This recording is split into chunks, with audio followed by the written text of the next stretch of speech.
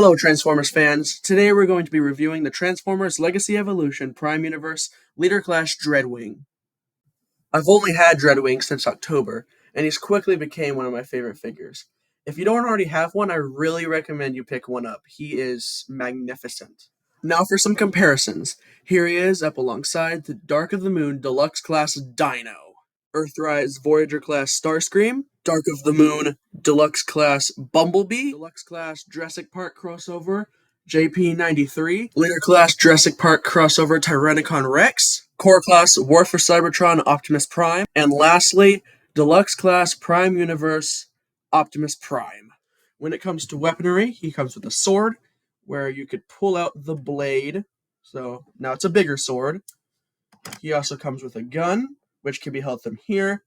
And from here, when you pull this thing out, this can go all the way around, and the end can come off.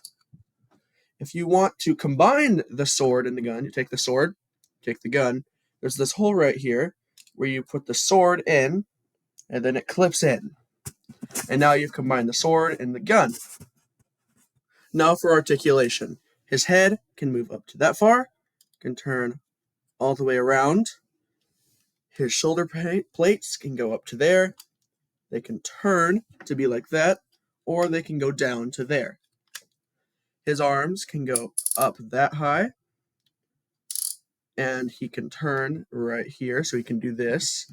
His elbows will turn up way past 90 if you want them to, and his wrist will turn just about to that far on that way, and about to that far on the other way. He has a really good waist joint that can go all the way around. His legs will go up to that far and back that far.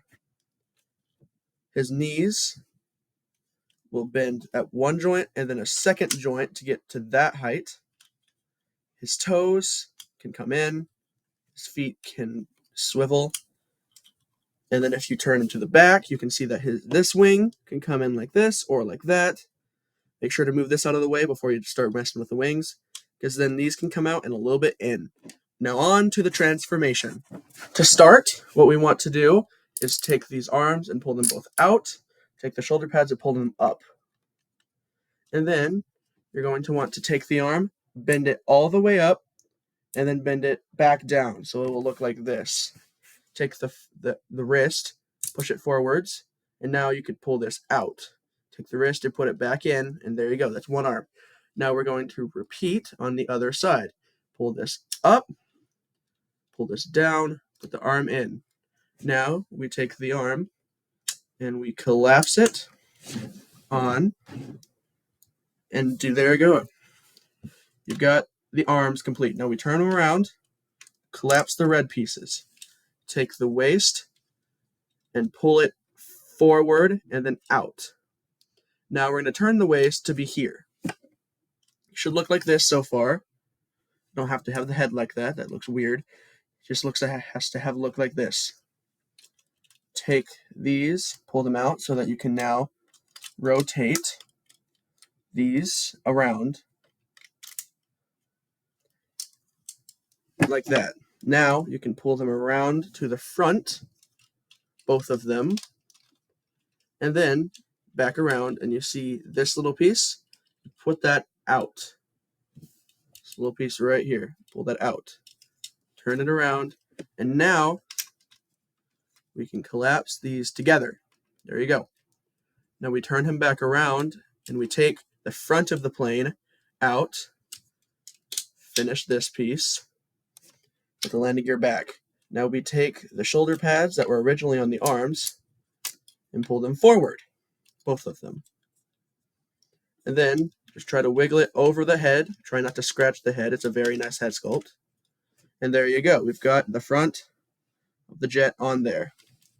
Now we're going to work on the arms. Take the arms, you pull them in like this. And you do the same to the other. Make sure that they're straight so that they will have the wrist facing towards the legs. Now we're going to clip them together and pull them down. There you go. And now you turn it back to the legs. See these? You pull them out like this. Oh, look. That's where I stored my clay. We can take that out now. Pull them out like this, and they'll go right here. Do the same to the other side. Try not to break them. Take the legs, or not the legs, the feet. Collapse them. And then take the legs, twist, and bend so they're now like this. Make sure to have these out of the way. Just as like a little disclaimer, pull them up. And then you can twist this around. So it will now be right there. Turn it to the other side. Do the same. Twist these around. And now clip the wings onto the legs. You should have this so far. And then take the shoulder pads, pull them down. So it looks like this. And clip them together. And now, boom, there he is, Dreadwing, in his very magnificent jet mode. To start, if you want to take a look at him from the side, you can see his legs, and there's his shoulder pads. One fun thing you can do is take a hold of the cockpit, which is very hard to open if your hands are like not super sticky, and that can happen. So don't be scared if that ever happens. And there you go. It's open, and it looks really cool. We can close it back. One thing I didn't mention is that he has landing gear. We close them. There you go. So to open them, there's little tabs on the gear. You can pull those down, and over here do the same. At the top one, it's a little different. You've got a little peg, and you can pull it out, and there you go. Dreadwing in his jet mode. I would show you what he looks like combined with Needle Nose, but now I don't have Needle Nose or anything that has the same mold. So I guess on to some comparisons. Here he is up against a fellow flying vehicle, Earthrise Starscream. Jurassic Park crossover JP93, Mainline Rise of the Beasts Optimus Prime, Bumblebee movie Wheeljack, Legacy Elita 1, and finally Transformers Prime Optimus Prime. And if you want to put his gun on his jet mode, all you have to do is pull him up. Remember this little tab I was talking about earlier? You take the gun and you tab it right there. And boom, now his gun is on his jet mode. Okay, now it's time to rate the Legacy Evolution Leader Class Dreadwing. For his rating of playability, I'm going to give him an 8. He is very fun to mess around with, and he has some very cool features, such as the gun that can pose very well, and the sword, and all the other things he can do. For his rating of posability, I'm going to give him a 6. He is very back heavy and likes to fall over all the time. For his rating of his bot mode, I will give him a 7. He's not very accurate to the show, but he's accurate enough to tell who he is.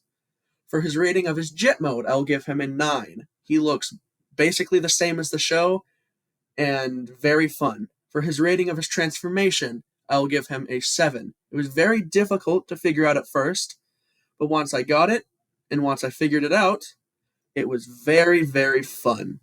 Thanks for watching, and I'll see you next time. Bye.